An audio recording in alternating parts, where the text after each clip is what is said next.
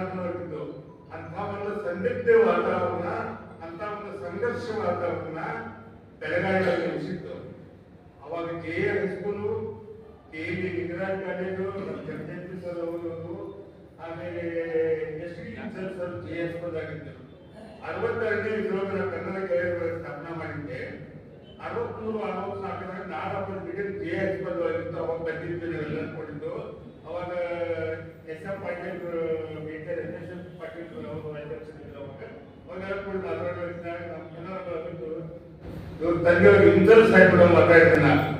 ಅದೇ ನೀವು ಕನ್ನಡ ಬಳಗ ಆಫೀಸ್ ಮಾಡೋ ಬೋರ್ಡ್ ಮಾಡ್ಕೊಂಡು ಕುಟ್ರಬೇಡ್ರು. ಅವಾಗ ಏನೇನು ದಿನ ಕೊಡುವಂತ ಕೆಲಸ ಮಾಡಿದ್ರು ಅಂತಂದ್ರೆ ನನಗೆ ಏನ್ ಮಾಡೋದು ಅಂತ ಕೇಳ್ತಾನೆ. ಬೆಳಗಾವಿ ಕನ್ನಡ ಪುಸ್ತಕ ಲ್ಯಾಬ್ರಿಗಳು ಇಲ್ಲ, ಒಂದು ಲ್ಯಾಬ್ರರಿ ಅಷ್ಟು ರಾಕ್ ಬೇಕು ಸರ್ ಅಂತ ಏನಾದ್ರು ಮಾಡೋ ಒಂದು ನಾಟಕ ಕಟ್ಟಿಟ್ಕೊಂಡು ಸುವರ್ಣ ಇರ್ತಾವೆಲ್ಲ ಒಂದು ಚಾರಿಟಿ ಶೋ ಮಾಡುವ ಅಂತಂದ್ರೆ ಮುಂದೆ ನಾನು ನಾಟಕಕ್ಕೆ ಬಂದ ಬರ್ತಾವ ಕನ್ನಡ ಸಿನಿಮಾ ಬೆಳಗಾವಿ ಬರೋದಿಲ್ಲ.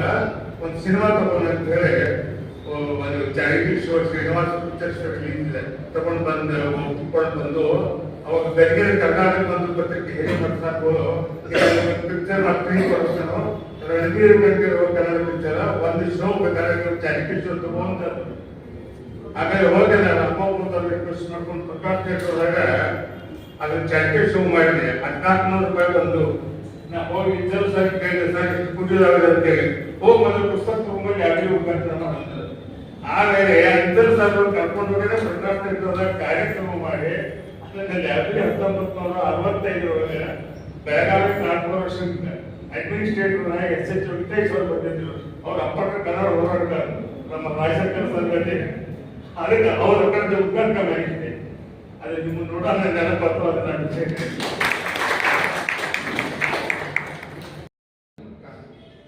ಗಡಿಯ ರಕ್ಷಣೆ ನಿನ್ನ ಹಣಿವು ತಾನು ಎಂಟರೆಯ ಬಂಟರನ್ನು ಮೆಟ್ಟಿ ನಿರುವ ಕೆಚ್ಚು ನಿನ್ನ ತಾಯಿ ಮಲೆಹಾಲಿಗಿಲ್ಲವೇನು. ಬೆಳಗಾವಿಯ ಗಂಡು ಕವಿ ಜಸ್ತಿ ಇತರರ ಮಾತು ನೆನಪಾಗ್ತಾ ಇದೆ. ಗವಿಮಠರಂಥ ಹೋರಾಟಗಾರರನ್ನ, ಉಸಲಿ ಸಾಹೇಬರಂಥ ಹೋರಾಟಗಾರರನ್ನ ಎಚ್ಚರಿಸಿದ ಆ ಒಂದು ಕವನ ಕಿಟಿಮದಲ್ಲಿ ಒಂದು ಕಥೆ ನೆನಪಾಯಿತು ಈ ಸಂದರ್ಭ. ಈ ಬೆಳಗಾವಿ ಒಂದು ಅಧ್ಯಯನ, ಅದರ ಬಗ್ಗೆ ಸಾಕಷ್ಟು ಚರ್ಚೆ ಆಗಿದೆ. ಡಾಕ್ಟರ್ ಮಾಳಿಯವರು, ಡಾಕ್ಟರ್ ಗುರುದೇವಿಯವರು, ಆಮೇಲೆ ನಮ್ಮ ಹಿರೇಮಠ ಸಾಹೇಬರು ಕನ್ನಡ ಕಲಿಯಿರಿ ನೀವು ಅಂತ ಒತ್ತಾಯ ಮಾಡಿದ ಸಂದರ್ಭವನ್ನು ಸೂಚಿಸಿದ್ದಾರೆ. ಮಾಳಿಯವರಂತೂ ಅದರ ಎಲ್ಲ ತಿರುಳನ್ನ ಪೂರ್ಣವನ್ನು ಹಂಚಿಕೊಟ್ಟಿದ್ದಾರೆ. ನನಗೇನು ಉಳಿದಿಲ್ಲ, ಬಾರ ನಸಲು ಕುಡಿಬೋದು ಅಷ್ಟೇ. ಇರಲಿ, 5 ನಿಮಿಷ ಟೈಮ್ ಕೊಟ್ಟಿದ್ದಾರೆ ನನಗೆ. ಹಿರೇಮಠ ಸಾಹೇಬರು ಮುಂಜಾನೆ ಫೋನ್ ಮಾಡಿದ್ರು, ನೀವು ಒಂದು 5 ನಿಮಿಷ ಮಾತಾಡಬೇಕು. ಸರಿ, 5 ನಿಮಿಷ ಅಂದ್ರೆ ಇದೆಲ್ಲ ಆಗಿ ಹೋಗ್ತದೆ, ಮಾತಾಡೋದನ್ನು ಹೋಯಿತು. ಈ ವೇದಿಕೆ ಮೇಲೆ ವರ್ಗದಂತಹ ಗಣ್ಯಮಾನ್ಯರೇ, ವೇದಿಕೆಯ ಮುಂದೆ ಇರತಕ್ಕಂಥ ಮುತ್ತು ರತ್ನಗಳಾಗಿರ್ತಕ್ಕಂಥ ಕನ್ನಡದ ಅಭಿಮಾನಿಗಳೇ, ನಿಮಗೆಲ್ಲ ಶರಣ. ಸಾಕಷ್ಟು ಗತಿಗಳನ್ನು ಬರೆದಿದ್ದಾರೆ ಗವಿಮಠರು.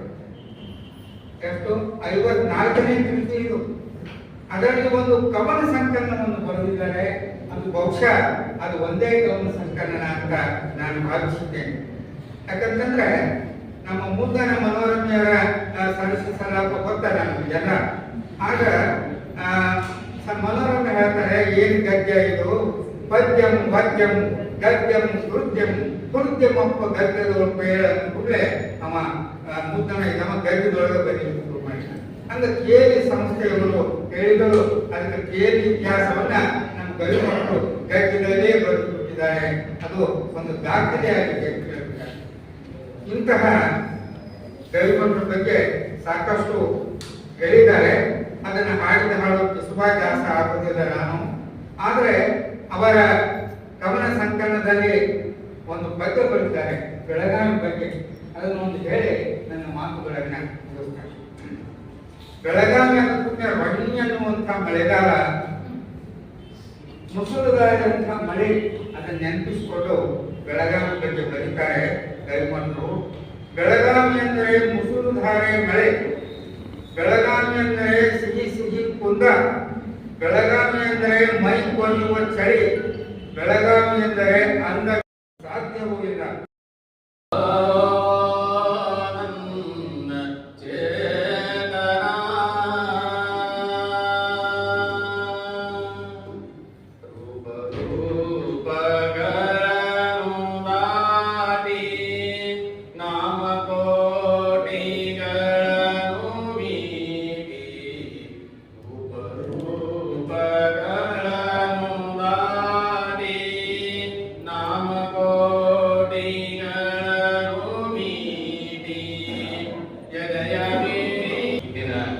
ಕಾರ್ಯಕ್ರಮದ ವೇದಿಕೆ ಮೇಲೆ ಆಸೀನರಾಗಿರುವಂತಹ ಎಲ್ಲ ಗಣ್ಯಮಾನ್ಯರೇ ಹಾಗೂ ಕನ್ನಡದ ಎಲ್ಲ ಸಹೃದಯ ಸಹೋದರ ಸಹೋದರಿಯರೇ, ತಮ್ಮೆಲ್ಲರ ಭಕ್ತಿಯ ಸಲ್ಲಿಸೋಣ. ತುಂಬಾ ಸಮಯವಾಗಿದೆ, ನಾನು ಬಹಳ ಹೊತ್ತು ಮಾತಾಡಲಿಲ್ಲ, ಕೇವಲ 2 ತಾಸು ಮಾತ್ರ ಮಾತಾಡ್ತೇನೆ. ಲೋಕದಂತೆ ಇರಲು, ಲೋಕದಂತೆ ಹೋಗಲು ನೋಡಯ್ಯ, ಲೋಕದಂತೆ ಬಾರಲು, ಲೋಕದಂತೆ ಇರಲು, ಲೋಕದಂತೆ ಹೋಗಲು ನೋಡಯ್ಯ. ಪುಣ್ಯದಂತೆ ಬಪ್ಪಲು, ಜ್ಞಾನದಂತೆ ಇಬ್ಬರು, ಮುಕ್ತಿಯಂತೆ ಹೋಗುವರು ನೋಡಯ್ಯ. ಪುಣ್ಯದಂತೆ ಬಪ್ಪಲು, ಜ್ಞಾನದಂತೆ ಇಬ್ಬರು, ಮುಕ್ತಿಯಂತೆ ಹೋಗುವರು ನೋಡಯ್ಯ. ಕಲಿದೇವರ ದೇವ, ನಿಮ್ಮ ಶರಣರು ಉಪಮಿಸಬಾರದ ಉಮಾತೀತರ. ಈ ಒಂದು ವಚನವನ್ನ ಯಾಕೆ ಹೇಳ್ತಾ ಇದ್ದೀನಿ ಅಂತಂದ್ರೆ, ನಮ್ಮ ಪೂಜ್ಯ ಗುರುಗಳಾಗಿರುವಂತಹ ಅವಿಮಠ ಗುರುಗಳು ಕೂಡ ಉಪಮಿಸಬಾರದ ಉಮಾತೀತರು ಅನ್ನುವಂಥ ಮಾತನ್ನ ನಾನು ಹೇಳಬೇಕು. ಮತ್ತೆ ಜೈನ ಹಾಸ್ಟೆಲಿನ ಮಾಜಿ ವಿದ್ಯಾರ್ಥಿ, ಎಲ್ಲ ಹಳೆಯ ವಿದ್ಯಾರ್ಥಿ ಬಳಗದವರು.